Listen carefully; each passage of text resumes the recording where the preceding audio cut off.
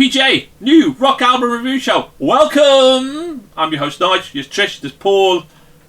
And welcome again back to the show. Unfortunately, half our panel can't make it today. They've been hit by injuries or illnesses, etc. And anyway, but they have listened and they have voted.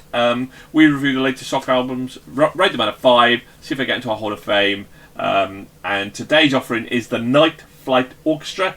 Give Us the Moon. Did they give us the moon, Paul? Tell us, what do you think? Well, they give us the moon and much more. They give us a lump of cheese as well. I'd never heard of the Night Flight Orchestra. Well, a progressive classic rock band, in my opinion. And this is their 7th studio album, Give Us the Moon, which is an AOR-inspired soundscape. It is hard to believe the band hails from Sweden rather than the States. The album feels as if it could have been produced in the 1980s. It's fun, upbeat, and rich in sound and storytelling. However, it does take a number of listens to attune yourself to the sound. But if you love the 80s classic rock scene, then you'll enjoy this well-produced album. Trish, talk to me. Oh my god, what is not to love about this album? It's a modern day ELO vibes with catchy tunes, lyrics, melodies galore. You cannot help but dance to this album. I listened to this album at work when I personally wasn't having the best morning with one thing or another. So I plugged in and hit play, and wow, this album turned my frown upside down. Such is the power of music. This album transports you to the moon for sure, and you just want to take their flight over and over again. This album made me smile, feel good and happy. Genius album. I love, love, love.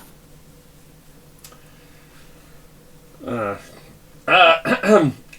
think sometimes our expectations of albums exceed what we listen to, and Trish come running in and say, "Oh, they sound like ELO," and blah blah blah. And I listened to the album. I didn't think that sounded anywhere near with that vibe of ELO at all, really. I didn't hear it whatsoever. And therefore I was a little bit disappointed. And I think the name Orchestra is a bit far-fetched for this band because it's all synth. You know, I think it was a cross between Elton John and Howard Jones, really, in my perspective. So that's all I heard.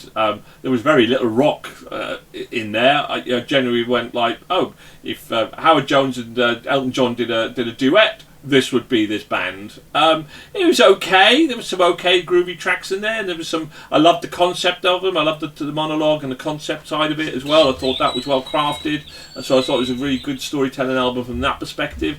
But it's quite surprising actually, because you guys go to me like, "Oh, this is not a rock album," and I don't think this is actually a rock album in that perspective either. So, and I'm not a huge fan of Elton John. I like some of his stuff, but you know. But I would put it more in that category, really. That was what I thought. But there we are. Paul, you're looking perplexed. I love it when you look perplexed. Oh, well, of course. I'm bound to, but yeah. But no, well, I agree with you. I don't know. I couldn't see the connection with ELO apart from the orchestra in the title. No. But then again, I mean, everyone's listening ears are different, so people hear different things. Absolutely, yeah. And like this is far more rockier than Franz Ferdinand that we've done earlier this month. That was pure pop to me. But, I know we all hear different things, don't we? But yeah, I didn't. Hear it. I definitely think this was a AOR and a bit like prog rock as well. Mate, there was too much synth in it. There was way too much synth in it. I thought Howard Jones must have been on that album, but there we go. All right. But prog rock does use synth now. Well, I don't particularly like prog rock, do I? So I don't tend to listen to much. But anyway. Right, okay, what do we think? Will it get into our Hall of Fame? The panel seems to be a little bit split there. Paul,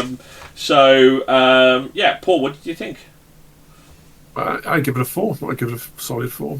Do you know what, Paul? Andy agreed with you. He's having a good month. It's a shame he's not on the show because he seemed to like most of the albums. He also gave it a 4. So, Cully give it a 3.5. So he pretty much liked the album as well. Trish. It's a 5. Ah, 5 from Trish. There we go. Dave really did not like this album whatsoever. He gave it a 1.5. He did not like it. I give it a very average 2.5. And for me, I thought it was maybe a little bit generous, but anyway, yeah, actually, no, 2.5 is about right for me. So, there we go. We are dropping Dave's 1.5. He says that's gone. It never existed. I should never have spoken the words. Leaving us with a solid 19. So, just short of Hall of Fame, 3.8. So, that's a really solid score. And yeah, got joint 7th out of the 12 albums reviewed this month. So there we go. Right, do you agree? Do you disagree? Please leave your comments below. Maybe you agree with Trish and Paul. Maybe you agree with me. Not many people do. But anyway, please leave your comments. Hit the like and subscribe button. Thank you very much for tuning in.